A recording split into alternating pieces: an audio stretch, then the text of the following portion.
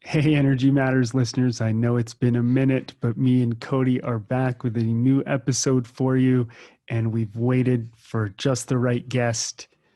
Today, we've got Irvin Laszlo on the show, and we're going to get into him in just a moment. It's so cool talking to him. But first of all, Cody, good to see you, buddy. It's been a while. Good to see you, David. You look like you're on the road. I am on the road. At the moment.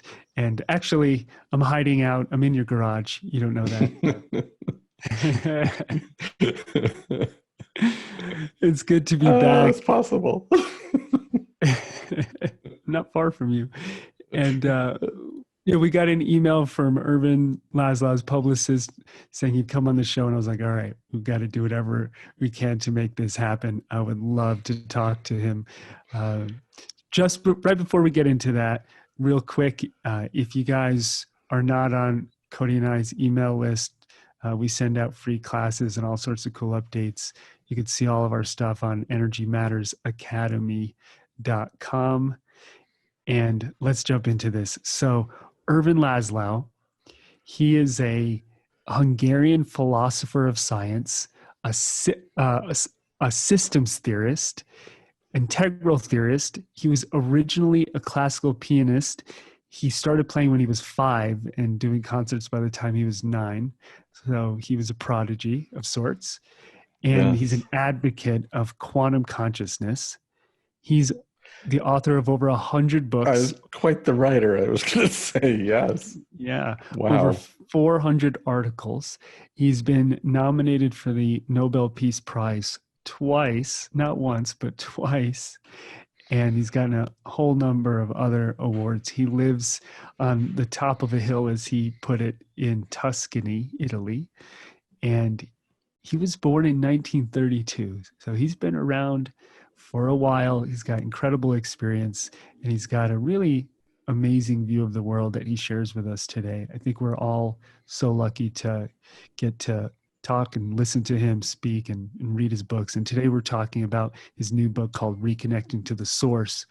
And this book is really fascinating. He took all of the scientists and spiritual teachers and activists that I think are on the forefront of bringing science and spirituality together in the world today.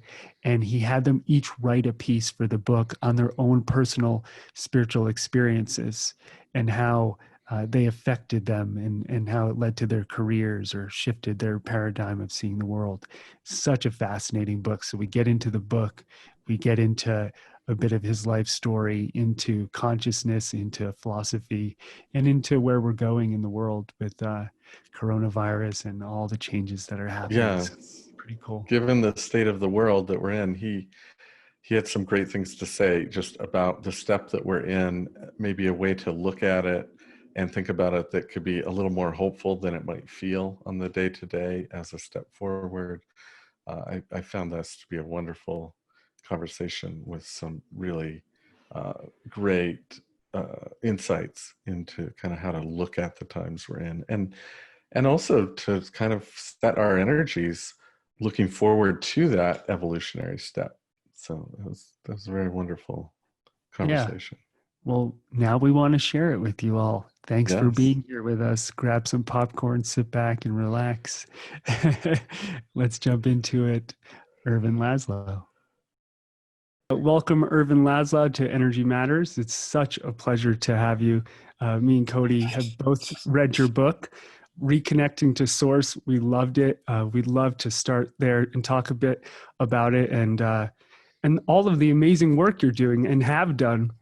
Maybe we could just start by you, Ervin, sharing what the book is about and why you decided to write this. You've got, how many books do you have, by the way? About 70? No, actually, it's more than that. If you count also books that I've edited, then it's about 101, actually. Wow. Oh, my goodness. But the books that I've written, sole co-author, or they are, I don't know, 35, 40, something like that. Because then I have co-authored books and edited books. So.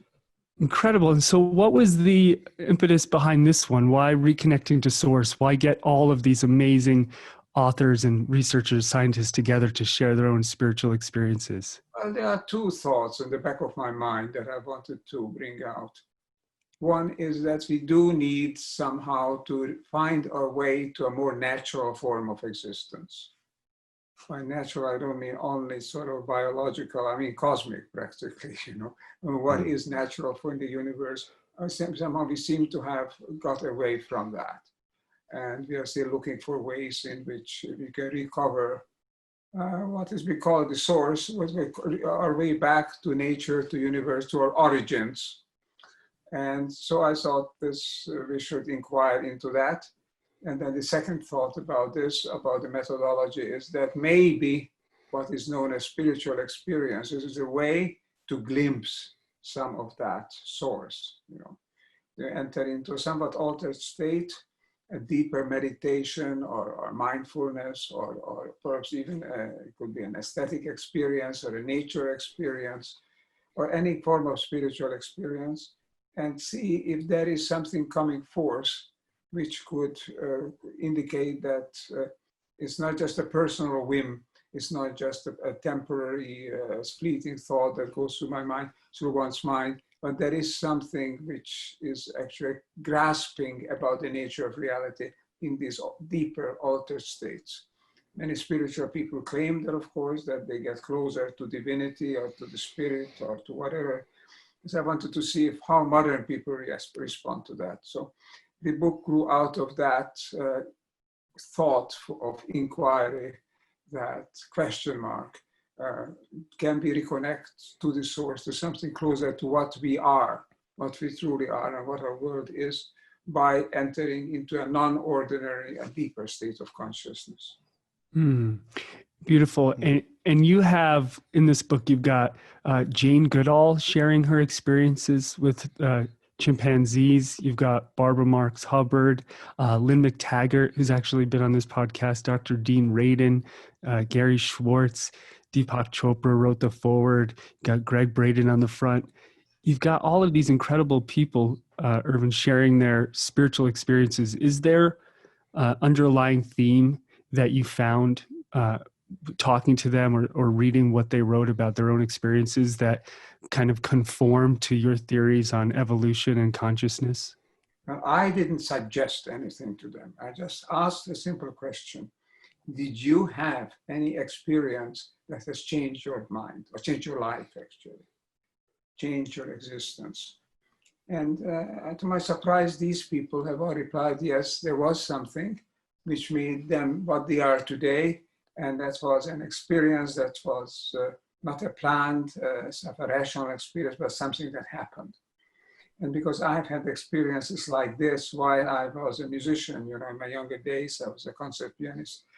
And while I was playing especially for a public, and everything is working beautifully, then one enters into another sphere, another domain, another dimension. And that changed a lot of my thinking, and that prompted me to set out on the field of inquiry through science and to who we are and what the world is. So I asked them, would you have such an experience? They said yes, and I just simply asked, would you describe it? You tell us what it is. And then we recorded these descriptions, and that makes up what in this book called the bouquet of spiritual experiences. It's very interesting because all these people had these experiences. They're very rational people. Of course, they are deeply emotional and sensitive people as well, but they are not the flighty people who are just sort of give in to flights of imagination. They actually underwent these experiences. They were surprised by it, and it changed their life. So then the question is, does this tell us something about who we are and what the world is? I know Cody has a lot of questions for you too, but just one more follow-up with that, Ervin. Can you go a little deeper into your own spiritual experience or awakening that happened to you when you were playing the piano? Well, it's something that kept happening. It was not a single experience, but it was an experience that repeated itself. When things were flowing, when they have this flow experiences, this cheek sent me high, this psychologist calls it, then things start moving. And it's an experience that I've had since my early childhood when I was started playing concerts when I was 9 years old. And on concerts it happens. And even when I'm playing for sometimes for myself and nobody's hearing it, but I feel that everything is just falling together beautifully. And it kept continuing to happen. This when I was starting to write and ask questions about, about these deeper questions and what science can tell us about them. And when the answers are coming, they are not entirely coming from, not fully from me as a person. They seem to be flowing in, and I just try to transcribe it. And this is the experience that continues to happen to me. It is when I start working on a theme and I feel that somehow now it's beginning to make sense, then always the next things that I have to say or write is flowing, is coming. Sometimes it's mind-blowing, and sometimes it's very difficult because it calls for a lot of energy expenditure, concentration, keeping yourself in that level of concentration. And so sometimes it's not voluntary. I mean, sometimes I say, now I'd like to go for a walk already, but it keeps coming. And then I feel that I should commit it to paper. So of course, then I don't just write down anything that comes. I try to look at it with a scientific, with a deeper background knowledge in mind. Is this possible? Does it make sense? And then the result is, out of this mixture comes the books, the ideas that I've written. I should say that the way this operated in my childhood and in my teens and also my 20s, or including my 20s. I got married when I was 25, and I lived with my wife, who's a Finnish-born Swedish girl. We lived in Switzerland and up in the hills. And I had a grand piano brought in there, and next to the piano was a little table with a portable typewriter on it, because there were no personal computers at the time. So I would play the piano, and when things would go well and I would prepare for concerts, and if something seems to happening, I could allow my mind to float freely. And out of that, I tried to catch some key ideas. And then after a moment, I would stand up, walk over 5 steps to the desk with the little Remington typewriter and start banging it out, the ideas that I had. Of course, then I would revise it and revise it and revise it, but not the basic concept, just the way it's expressed. And this is how the books somehow wrote themselves. I didn't intend to write them for anybody or for publication. I wrote them down because I saw there was something interesting and valuable happening, and I wanted to know if I could preserve the gist of it, what it really was. Mm-hmm. So it was accidental that they got published, and that I altogether switched shifted from the world of music into the world of the academic world and science and philosophy. Incredible. So I have a kind of a follow-on to that as well, Ervin. Yes. In all of these different experiences, or many of these different spiritual experiences, they kind of happen in maybe an altered state of awareness or consciousness. And I think our go-to to help someone kind of open up to that altered state of consciousness is like meditation. That's kind of a big thing that David and I promote and teach and work with. But do you see a thread through all these different stories and your own experiences, like some way to help people kind of connect with or recognize when they're starting to move into that altered experience that ultimately we could call spiritual? Because in my experience of working with people and teaching them, many times a lot of people are having these experiences, but they don't recognize them. They're kind of not validated as real, or they aren't kind of brought into consciousness where we could kind of understand them and go a little deeper. It's like when David and I teach kind of energy awareness or meditative awareness, and people start to connect with some of the things that happen in that state, they suddenly make all these links and go, well, I've had this happen throughout my life, but I was always told it was my imagination, or I was crazy, or I'm not, somehow not kind of seeing the world correctly. And it seems like we're in a step right now where we're really needing to see the world differently to kind of make it through this time. Do you have a way to encourage people to kind of find that spiritual side of themselves, or connect Well, it's a into question that of altered allowing, perception? giving credibility to Yes. what's happening to you, Mm-hmm. Because if you're being told, or using much of a rational mind, the left hemispheric everyday consciousness, then we just think this is illusion. This is just fantasy. So the first step, I suppose, is probably your experience as well, is not to dismiss them. These experiences can come to you in altered states, and then in normal states, sometimes they disappear then, unless you make a point of trying to remember. But don't dismiss them, because we are, as a new paradigm in science, is from the quantum physics and cosmology and the new biology and all that, we are not mechanical sort of bits and pieces of matter floating about in space and time. We are highly connected, interacting, information and energy-based entities. I say, what is the basis of this reality? It's informed energy. It's energy as you're working with it. It's something, energy, which is not just passive energy, mechanical energy, but there is information in it. And that information is what makes the difference between a flat universe, an impassive and impersonal universe that is just a heap of things and without rhyme or reason, and a universe that is evolving, that is self-evolving, that has a drive, a motivation, something which make resembling a spirit or a life of its own. And this gets very close to theology and to speculative domains. But I try to think these things through, and I've come to the conclusion that there must be something like this in the universe. Otherwise, the probability of hitting on the kind of complex and integrated and coherent systems that we are and that we find around us, the probability would be practically nil. Fred Hoyle, the astronomer, great astronomer, said the probability of random mixing of a DNA creating a livable species, a viable species, is like having a hurricane blowing through a scrapyard and assembling a working airplane. I mean, you can't exclude the probability, but it doesn't seem particularly high.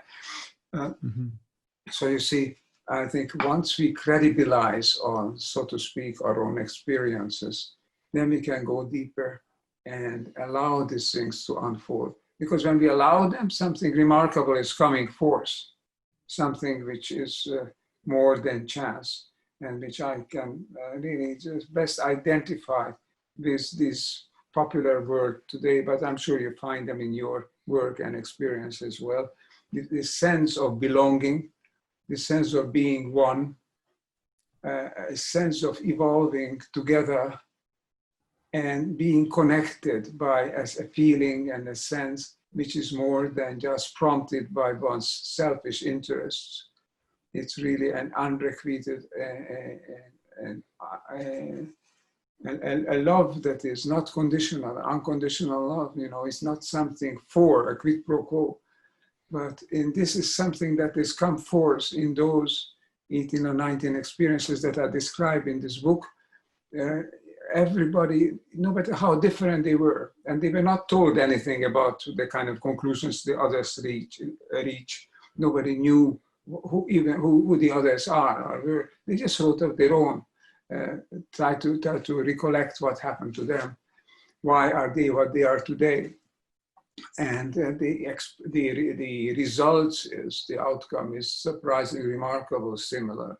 No matter whether it is a scientist or a poet or a religious or spiritual person or whatever, or even an everyday business person, the experience is one of this unconditional love. It's strange.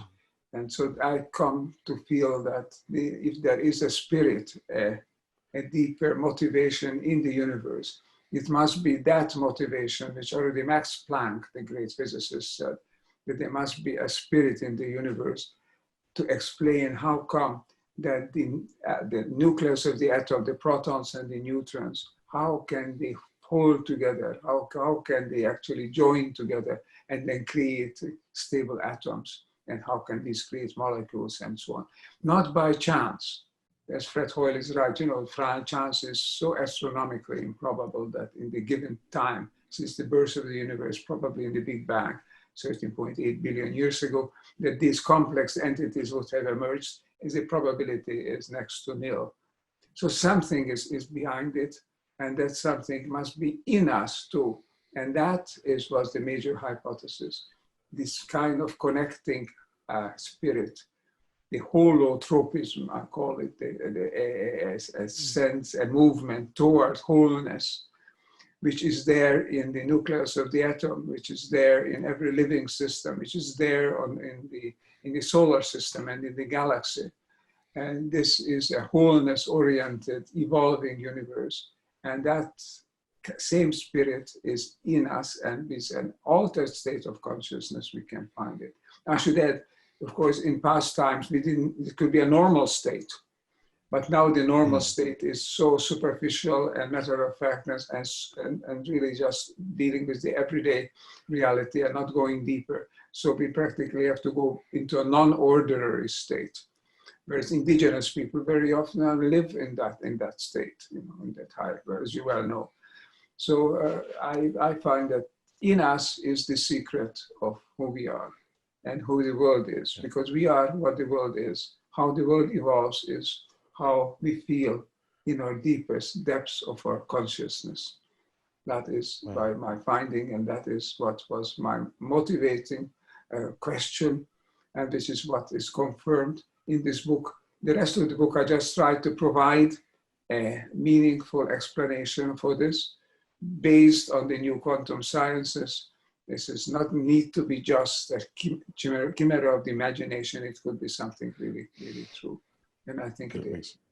Yes, beautiful. So that deep level of disconnection that we find ourselves in as a society or as a whole it seems like with all of this upheaval and everything that's happening, there's a lot of the things that have disconnected us are kind of coming to consciousness, or maybe the things that keep us disconnected from each other as well. And so there's kind of two thoughts, and maybe you can speak to this. One, I love your kind of explanation of coming back to the self, and it seems like reconnecting with source really speaks to also reconnecting with the deepest sense of who we are, deepest sense of self. I don't know if you see it in that way.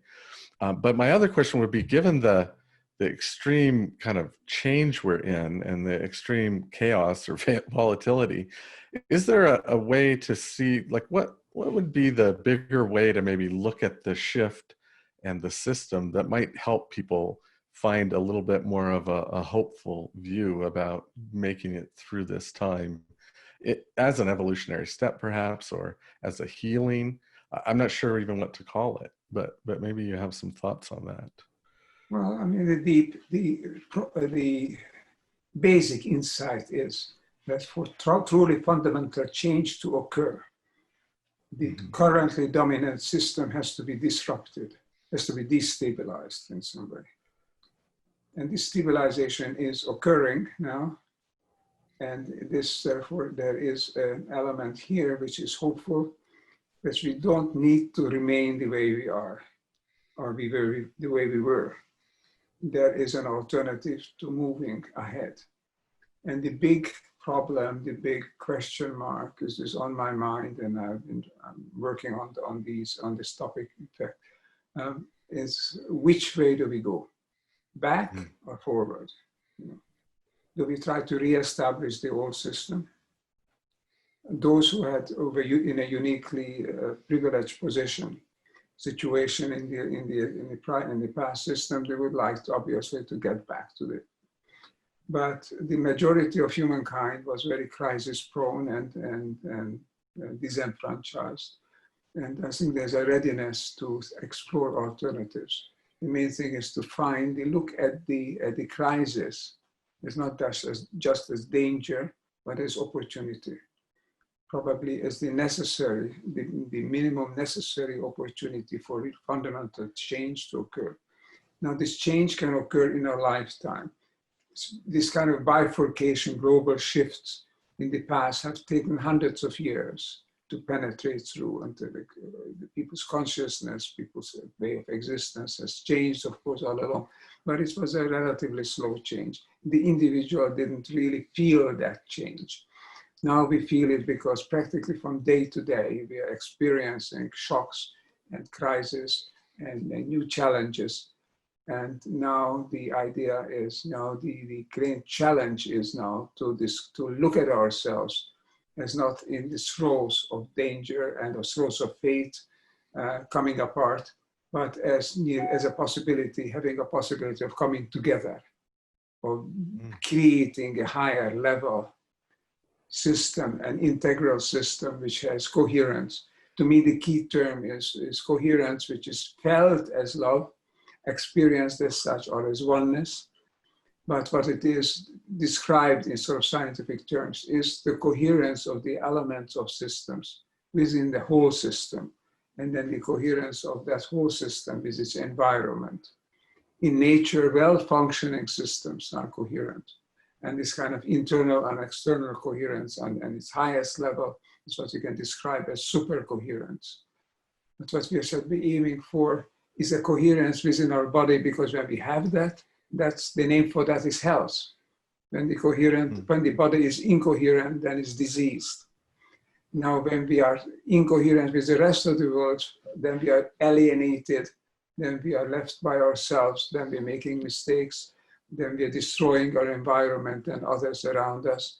When we are coherent with the others around us, then we are part of this evolutionary process of leading to higher levels of unity, of union, of oneness, of belongingness.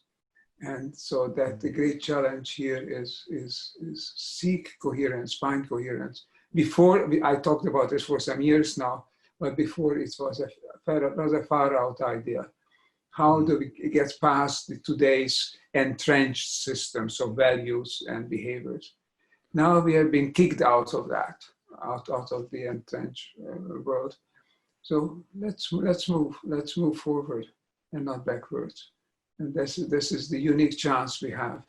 And the leading principle is that sense of being coherent with the world around us, re-establishing a coherence which is the true norm of our existence. The norm is not economic growth or even some form of saving some aspect of the environment. All that is necessary is good.